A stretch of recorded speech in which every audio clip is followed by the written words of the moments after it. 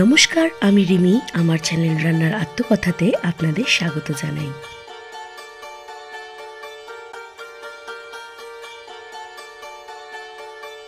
আজ আমি শেয়ার করব তাওয়াতে বানানো চিকেন টিক্কা কাবাবের রেসিপি। তার জন্য বোনলেস চিকেন নিয়ে নিয়েছিলাম 1 কেজি। চিকেনটাকে ভালো করে ধুইয়ে জল ঝরিয়ে রেখেছিলাম। অন্যদিকে কেটে নিয়েছিলাম বেশ খানিকটা আদা, রসুন, কাঁচা লঙ্কা আর ক্যাপসিকাম আর পেঁয়াজটা এভাবে ডুমো ডুমো করে কেটে নিয়েছিলাম। রসুন, আদা আর কাঁচা লঙ্কা পেস্ট করে নিয়েছিলাম। দিয়ে দিয়েছিলাম টক দই পেস্টটা, কাশ্মীরি গুঁড়ো লঙ্কা, দিয়ে দিয়েছিলাম তন্দুরি মশলা, বিরিয়ানি মশলা, বেশ খানিকটা কসুরি মেথি, নুন, সামান্য একটু চিনি আর তেল।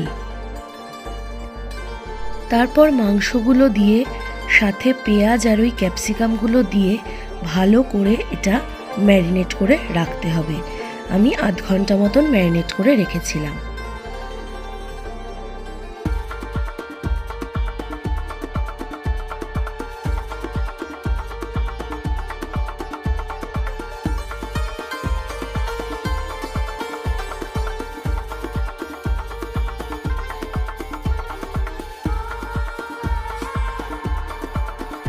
আধ ঘন্টা পর আমি এই ম্যারিনেট করা মাংসগুলো এইভাবে স্টিকে পরপর সাজিয়ে নিয়েছিলাম।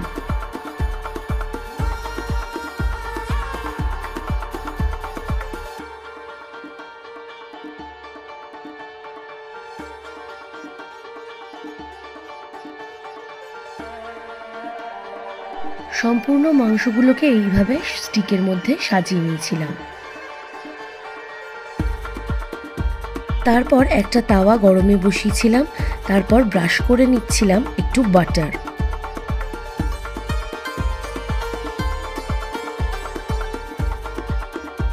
তাওয়াটা গরম হয়ে এলে এইভাবে পরপর স্টিকগুলোকে সাজিয়ে দেব। গ্যাসটা লো ফ্লেমে করে ঢাকা দিয়ে দেব। 2-3 মিনিট পর ঢাকাটা খুলে এইভাবে উল্টে পাল্টে দেব।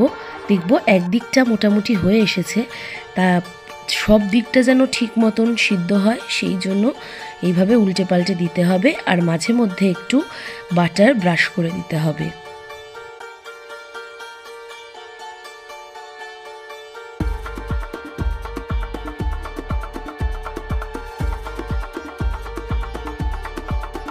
দেখো, আমাদের এই স্টিকগুলো মোটামুটি রেডি হয়ে গেছে।